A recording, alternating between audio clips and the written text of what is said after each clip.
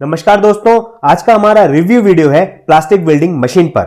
Machine के साथ में ढेर सारी डिफरेंट टाइप्स की पिन आती हैं और साथ में कटर भी मिलता है। यदि आप चैनल पर नए हैं तो चैनल को सब्सक्राइब कर दीजिए और नीचे दिए गए नोटिफिकेशन को ऑल कर दीजिए, जिससे आपको पावर टूल से जुड़े नोटिफिकेशन आ सके। मशीन में हम कुछ इस प्रकार से पिन लगाते हैं और ट्रिगर प्रेस करने पर पिन एकदम गर्म और लाल हो जाती है, बट जो पाइप है वो गर्म नहीं होते हैं, इसलिए यूज करने पर यह मशीन एकदम सेफ है। यह है डिफरेंट टाइप्स की पिन जिसको आप प्लास्टिक पर लगाते हैं। यहां पर मैं ले रहा हूं पावर टूल्स का बॉक्स, जिसको पहले हम रिपेयर करेंगे। मशीन में मैंने पिन लगा ली है, अब हम रखेंगे इसको प्लास्टिक के ऊपर और जब प्लास्टिक में पिन इंसर्ट हो जाएगी हम मशीन को बाहर निकाल लेंगे। बहुत ही ज्यादा सिंपल और इजी प्रोसेस है। ये देखिए कितने अच्छे से पिन लग चुकी है। अब जो ये पिन का बाहर निकला हुआ पोर्शन है, इसको आप बड़े आराम से उंगली से तोड़ सकते हैं। ये देखिए कितनी बढ़िया फिनिशिंग आई है।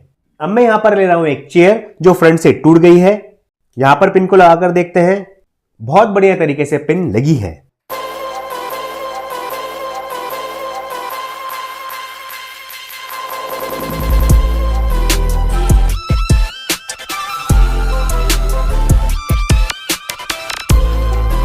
यहां पर आप देख सकते हैं कि जो टूटी जगह है उस पर हमने वेल्डिंग कर दी है और जो बाहर निकली पिन है उसको अब हम तोड़ देंगे।